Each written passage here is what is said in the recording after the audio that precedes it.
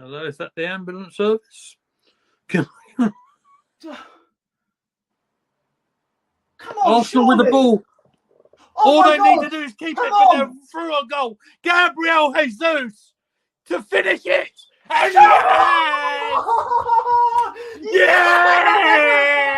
Come on. Come Oh on! my God. Right. Hello again, ladies and gentlemen. Welcome back to Gooner Gathering. My name is Gooner Lee Meads. Lee Meadows. This is the second video of the day. Hopefully my voice can last the show. We'll see how it goes. But of course, that was the clip with Gabriel Jesus going through to score that injury time goal, the clincher to make it 3-1 against United last season on our live chat along. It seems a while since we've seen Jesus score in the Premier League, doesn't it? But the reason I am here, of course, is to go through Mikel Arteta's press conference and talk a little bit about what he said in front of the media today. I think first on the agenda, we'll talk about the two players that missed out against West Ham over the weekend. Of course, Thomas Partey and Mikel Mourinho. I'm pretty sure that Partey had a knee issue, knee strain. I'm not sure with Mourinho. However, the injured players are in a meeting. They'll be doing training session. They've done training, and certain players will be kept away from activities. So we'll see who's available. Of course, Arteta being very coy about the injury situation, as you'd expect him to be. Calafiori, just briefly talk about him.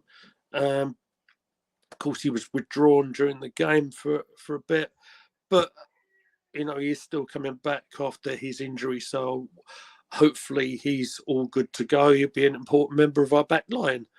I'll be more worried about the situation with Gabriel after being on the end of that Fabianski punch. I don't think the paperwork was done so he was a concussed player. He wasn't a concussion substitution. So I'll say this, he looked very groggy at the end of the half, didn't he? So whether he plays or perhaps he gets left out, we shall see.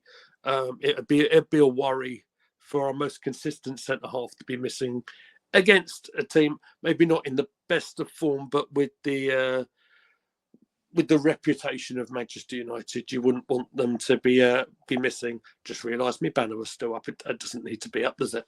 Of course, Manchester United, we drew them in the third round of the FA Cup yesterday. We couldn't get a more difficult draw in the third round, I don't think. Arsenal and Manchester United picking up the trophy a record amount of times between them. It's unfortunate. I'd say that probably both sides would be thinking it's unfortunate because of the way it falls and where with so many games popping up, sometimes you might want to put a few of the fringe players in, but when you're playing against Manchester United, I'm sure they will be saying the same thing against Arsenal. You can't really afford to be resting players. You need to be all in on it, I would imagine. Arteta did touch a little bit on the new manager at Manchester United, Ruben Amorim.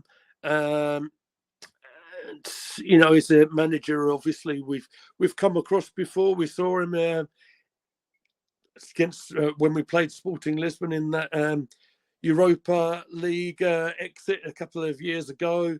I think he has this way of playing, and Arteta says, the fingerprints about what he wants to do will be all over the club. And he was very successful with Sporting. Wonder if he'll manage to get that success with Manchester United. This is something the lads talked about a little bit on our live stream yesterday about form in December. If you remember, Arsenal last season, actually kind of started quite similar to how they've started this season. There was talk of we're not playing the flowing football that we used to do and stuff. And just my thoughts here that we had a few difficult games, of course, just during November. We've come out and we've scored 5 in Portugal. We've scored 5 at the London Stadium. That's not a bad recovery to start, is it? Hopefully Arsenal can just maintain that form. Perhaps our form in December last season ultimately cost us. I know there's certainly a couple of games I can certainly recall. One of them would have been against Fulham. I think one of them might have been the home game against West Ham, if I remember correctly. Arteta does bring up the importance of consistency, and we're still after a half sort of dodgy run, if you like, where things hadn't looked so great. We've come back and we're looking good, Nick. I'm sure there's no coincidence there that Martin Ødegaard is back into the side, as we've showed a bit of an improvement.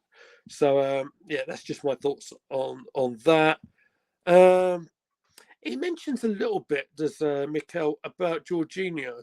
I've said this before about the stuff he does as well as being a player. He does seem to be one that likes to be almost an extra coach, if you like. And I think a player like that does have a lot of use around the place. He can come in and he can do a job almost like, for example, over the weekend, he came in to replace Thomas Partey. He had a pretty good game actually as well. But I think there's so much more to him as a person as well. He's an experienced pro, really knows what he's doing, and I think he is so influential, not just when he's on the pitch, but the way he sort of puts a message out to the other players, even when he's not actually playing. Seen that before when he's on the sidelines. Anything else? It does mention the possibility of extending the stadium. There's a few talk about the capacity being increased, but that's something that will go on, maybe not necessarily directly involved with him. It'd be more to do with the other people behind the scenes, the hierarchy, etc. So one thing that is mentioned in the press conference is, of course, the set plays that come up quite a lot, and the fact that obviously Gabriel opened the scoring against West Ham with the set play.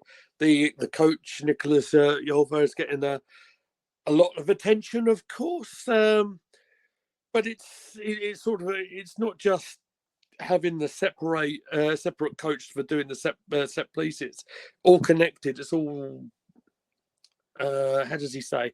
All connected, so you have to try and connect it. It's the sequence of play that far apart. So we work in a way it's actually close to the game.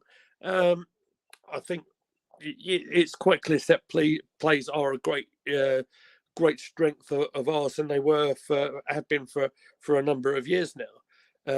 But it was very interesting when you see Gabriel, certainly against West Ham, doing his role, saying to Bukayo, look, this is what we're going to do. He gets into the group with amongst the players, right? This is my plan. This is what we want to do. And then for them to be able to activate that plan without in this case, the Hammers defence being able to react to it, I thought was quite incredible. So, interesting stuff. I don't know if I agree with Mikel on this bit, but the point is quite valid, because at this start of the season, he was asked whether Manchester United are in the title mix. Okay, and this is the right answer in saying that you don't want to be dismissive against our opponents. Certainly, he's saying it's very early in the season. Anyone could put a number of wins together, and all of a sudden, you're right up there. But it's sort of the same with Manchester City. As I was asked, is this the most vulnerable City have been? But they have the capacity, they have the very special players to be able to come back and put results together. You don't become a a bad side overnight, if that makes sense, right? So yes. So in terms of the Arsenal team news, we've covered the 4 players that are injury doubts as far as we know, as far as gone public with. Just going to talk very briefly about the Manchester United side. What we know is fact, what is rumour, and a possible return. So just briefly going into the facts. Lisandro Martinez, the centre half, and Kobe Mainoo, the midfielder, are definitely out of the game after they picked up their 5th yellow card over the weekend, so they are suspended for 1 match. It has been reported online that Luke Shaw's picked up another injury, so he's been ruled out. So that's yet to be confirmed. Bruno Fernandes, the captain, apparently is fine after rumours of a little bit of a knock after their last game, but he seems to be fine. And their new signing, Lenny Euro, apparently is travelling. I believe this might be the first time he's been involved in the Premier League since signing from the summer. So yeah, that is just about all you're going to get out of me and my voice for this evening.